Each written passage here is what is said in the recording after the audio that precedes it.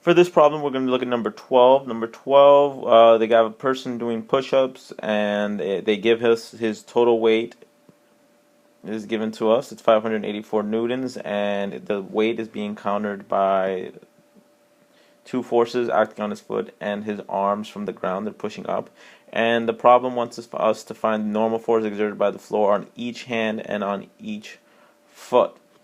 But first thing to do is we draw all our forces and make sure we have everything accounted for. From there on, we decide what type of problem this is. This is an equilibrium problem, but this equilibrium problem is a little bit different than the equilibrium problems we've done before, because now we have to also take into account torque.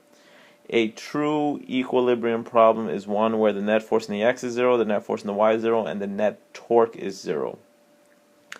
So we start off with our net force in the y. Our net force in the y is equal to all our forces in the y direction, and since we're only dealing with the forces in the y direction, we have F1 plus F2 minus 584 newtons has to equal 0. So we can clean it up a bit, and we say 584 newtons is equal to F1 plus F2. These are the forces we want to find. Unfortunately, we have two unknowns and only one equation, so we need at least one other equation. The net force in the x equation is rather useless because we're not dealing with any forces in the x, so we're just going to use our net torque equation. So for the net torque equation, of course, we have to find a reference point, so we're going to use the foot as a reference point. You can use the foot or the hand as the reference point. You wouldn't want to use his center of gravity as the reference point, because by selecting his foot, I'm eliminating the torque in terms of my math, the torque that the force 2 would cause.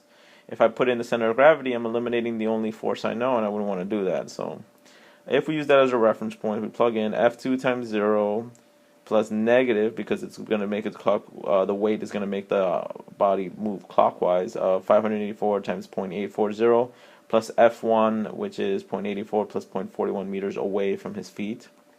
Kind of clean that up a little bit, and we get 0 minus 490.56 plus 1.25 F1. And then when we actually solve, we can solve for that, and then we find out that F1 is equal to 392.45 newtons.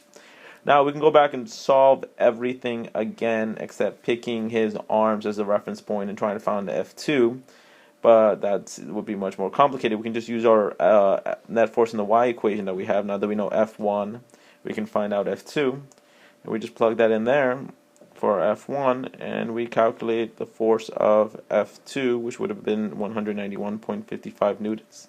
And that was what F1 and F2 would have to be for equilibrium to be true for this person. So there's a lot more force acting on his hands than his feet. And technically this is the total force acting on his hands. And then that's it.